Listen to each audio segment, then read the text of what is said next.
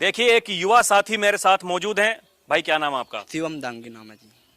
कैसा समझते हैं आप? आपकी उम्र मुझे भले ही छोटी लग रही है, लेकिन ये जो साथ में जो बैठे हैं आपके ताऊ लगते होंगे, बाबा लगते होंगे, इनका कहना है कि आप बहुत अच्छे तरीके से मेरे सारे सवालों के जवाब देंगे।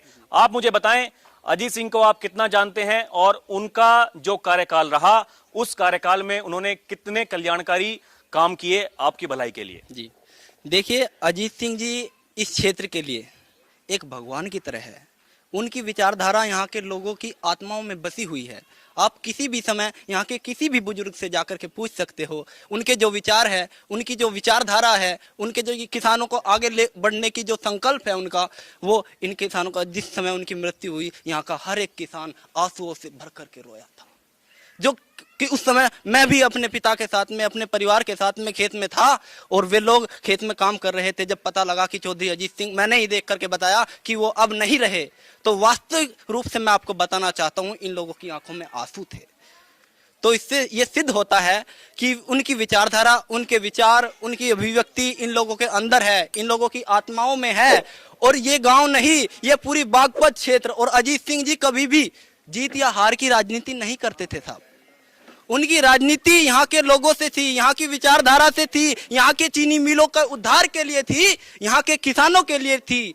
वे लोग यहाँ पर जो भी उनके पास चला जाता था अपनी समस्या को लेकर के, हर एक समस्या का निदान वे करते थे।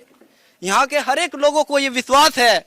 और उनके जाने के बाद अब उनके पुत्र श्री जयंत चौधरी जी पर इतना ही विश्वास यहाँ के लोगों को है। और मैं अपने युवा साथियों की तरफ से आपको बताना चाहता हूँ, आपको अवगत कराना चाहता हूँ कि जयंत चौधरी इस बार बागपत सीट से भारी बहुमत के साथ जीत रहे हैं।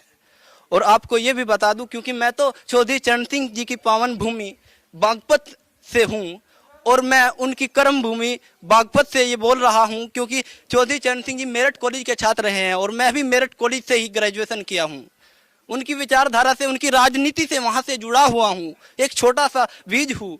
उनकी विचारधारा को जहां तक समझा है, उन्होंने केवल किसानों के लिए काम किया है, अपने लिए कोई काम नहीं किया है। केवल किसानों की चिंता उनको रही है और यहाँ के लोग हमेशा उनका साथ इसी प्रकार देते रहेंगे। और जयंत चौधरी जी का जो अभी आप बात कर रहे थे कि जयंत चौधरी जी ने जो अभी निर्णय लिया है वो कितना सही है या कितना गलत है, ये तो हम नहीं जानते, लेकिन हम अपने नेता की विचारधारा के साथ है और हम जानते हैं, हमें निश्चित रूप से विश्वास है कि ये आगे चल करके इसका हम लोग